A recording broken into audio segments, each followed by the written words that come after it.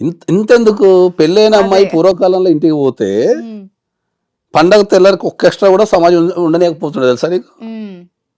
పక్కింటి వాళ్ళు వచ్చి ఏమైంది ఇంకా పండగ అయిపోయింది పోలే అని అడుగుతుండే. ఏమైంది మీ అత్తకు నీకైనా గొడవ అయిందా లేకపోతే మొగుడితో ఏమైనా గొడవ అయిందా అని దగ్గరుండి బస్ ఎక్కుతుండే.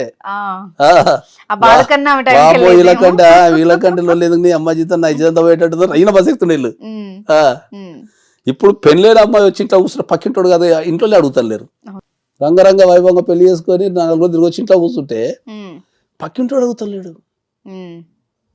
హైదరాబాద్ లో 50% ఆఫ్ ద ఫ్యామిలీస్ కి వాళ్ళ పక్కింట్లో ఎవరు ఉండరో తెలియదు.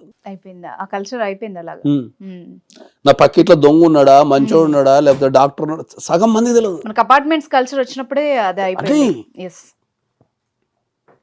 సామాజికంగా ఎప్పుడైతే మనిషి చచ్చిపోయిండో పెళ్లి వ్యవస్థ అనేది కుంటుపడిపోయింది. ఎగ్జాక్ట్లీ. పెళ్లిళ్ళు చేసుకోపోవడము లేదంటే చేసుకొని గొడవలు పెట్టుకోవడం. ప్రోగ్రామ్ పెట్టుకున్నారు అందరు దేశంలో. ఇప్పుడు నా లీగల్ టాక్ కూడా అవే కాల్స్ ఎక్కువగా వస్తాయి. ఇల్లీగల్ కాంటాక్ట్స్, తర్వాత మనీ, టెక్నాలజీ, రికార్డులు చేయాలి, దాచుకోవాలి, బెదిరించాలా. ఎవడు మనిషి ఎక్కడ ప్రశాంతంగా ఉన్నాడు? ఇక్కడ కూడా సమాజంలో ఎవడు ప్రశాంతంగా లేడు.